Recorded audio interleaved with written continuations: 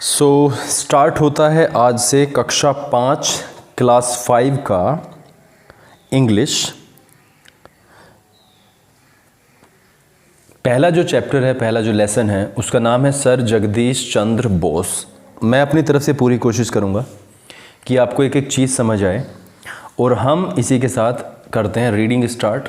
And after that मैं साथ के साथ ही आपको ट्रांसलेशन भी बताता हुआ चलूँगा ताकि कोई प्रॉब्लम ना हो। सामने मैंने एक पेज रखा हुआ है ताकि इस पे वर्ड मीनिंग हम साथ के साथ कर लें। So first we are going towards reading the first line. A pioneer of modern science in India, Bose was born in 1858 in East Bengal, now in Bangladesh। ठीक है, ए पायनियर, एक वर्ड आया हमारे पास में पायनियर, PIONEER। ठीक है बेटा, अब पायनियर का मतलब क्या होता है वो समझ के हम चलेंगे। देखो, इसका मतलब होता है मार्ग दर्शक, जिसे हम लीडर बोलते हैं। ठीक है, इसके अलावा हम इसे पथ प्रदर्शक भी कह सकते हैं, पथ प्रदर्शक भी कह सकते हैं। ठीक है, तो a pioneer of modern science, modern का मतलब समझते हो आप? तो मॉडर्न आपने बहुत सारी बार पढ़ा होगा, देखा होगा। ठीक है बेटा, तो मॉडर्न का मतलब होता क्या है उसके बारे में हम यहाँ पर समझ के चलते हैं। राइट, तो मॉडर्न का मतलब है आधुनिक। ठीक है, मॉडर्न मतलब आधुनिक। ठीक है, इसी तरीके से आप इस पूरी नोटबुक को बनाते हुए चलेंगे। अ pioneer of modern science in India, पथ प्रदर्शक या मार्गदर्शक किसके? वर्तमान की जो आधुनिक जो साइंस है, विज्ञान है, किसमें? भारत में।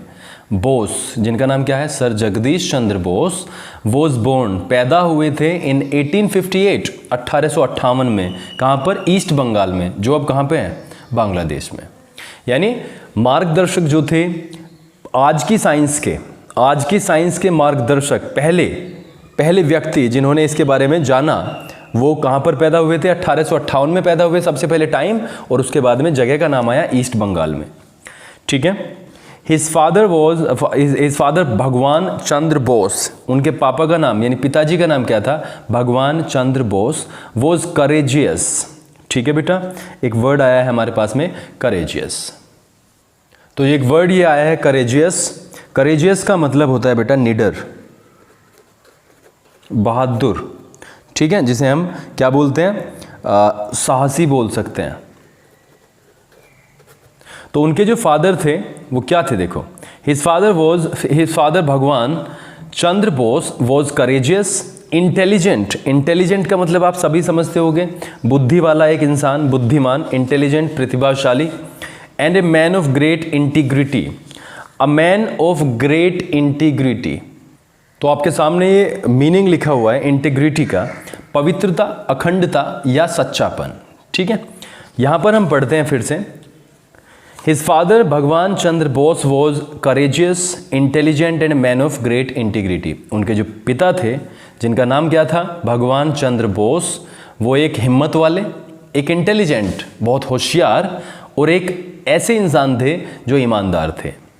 ही was a deputy magistrate in Faridpur. वो क्या थे बेटा? DM थे, deputy magistrate in Faridpur. He was a deputy magistrate in Faridpur. Jagadish Chandra inherited the virtues of his father. Jagadish Chandra inherited the virtues of his father. Inherit का मतलब होता है बेटा मालिक होना, विरासत में मिलना। कोई भी चीज़ विरासत में जब हमें मिलती है, विरासत में मिलना मतलब हमें फादर से, हमें ग्रैंडफादर से जो भी मिलती है वो हम इनहेरिट करते हैं। द वर्च्यूज यानी गुण। Jagadish Chandra Bose inherited the virtues of his father. Jagadish Chandra Bose अपने फादर से जो उन्हें गुण मिले थे उसके वारिस थे, यानी पिता के गुण जगदीश चंद्र बोस में आ गए थे। His primary education took place in A missionary school of Calcutta. उनकी जो प्राइमरी एजुकेशन थी बेटा वो कहाँ पर हुई? टेक प्लेस, होना। टेक प्लेस का मतलब क्या होता है? होना। तो जो प्राइमरी एजुकेशन थी उनकी वो कहाँ पर हुई? मिशनरी स्कूल था कलकत्ता में। He went for higher studies to England. वो वेंट मतलब चले गए, फॉर हायर स्टडीज़ अपने आगे की पढ़ाई के लिए, टू इंग्लैंड, इंग्लैंड में। Now in London once all the great scientists had gathered to witness Bose's experiment to prove that plants also have life। अब यहाँ पे देखेंगे इन लंदन, लंदन में क्या हुआ? वंस, एक बार लंदन में ऐसा कुछ हुआ। ऑल द ग्रेट साइंटिस्ट्स, बहुत सारे ग्रेट महान साइंटिस्ट, हैड गैदर्ड, इकट्ठा हो गए थे, टू विटनेस बोसेस एक्सपेरिमेंट, गवाह बनने के लिए। विटनेस का मतलब गवाह, गवाह बनने के लिए। किसके गवाह बेटा? बोसेस एक्सपेरिमेंट, बोस के एक्सपेरिमेंट को के गवाह बनने के लिए वहां पर इकट्ठा हो गए। और वो एक्सपेरिमेंट कैसा था? To prove that, Bose prove करना चाहते थे, बोस प्रूव कर रहे थे क्या?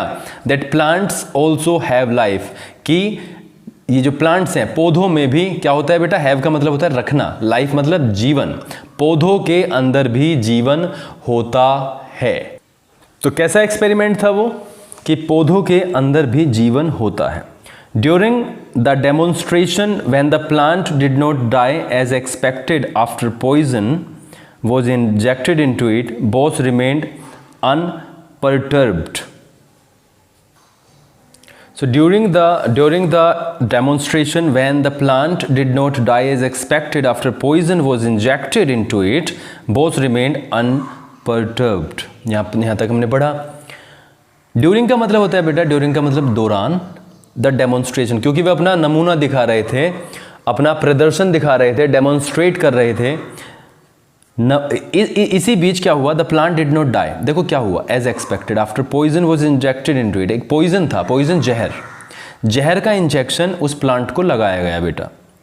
But it did not die, लेकिन वो नहीं मर पाया, यानी वो नहीं मुरझाया एज एक्सपेक्टेड, जैसा कि बोस ने क्या किया था? आशा की थी। उस तरीके से वो मर नहीं पाया, उसकी मृत्यु नहीं हो पाई, वो नहीं मुरझा पाया।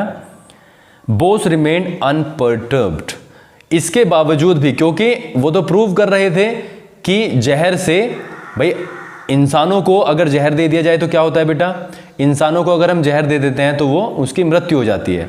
और क्योंकि बोस कह रहे थे कि प्लांट्स में भी लाइफ होती है, प्लांट्स की भी मृत्यु हो जाएगी, सूख जाएगा वो, लेकिन वो पौधा नहीं सूखा और उसके अंदर पॉइजन भी डाल दिया गया था। लेकिन उसके बावजूद भी बोस जो है वो बिल्कुल भी अविचलित नहीं हुए, परेशान नहीं हुए।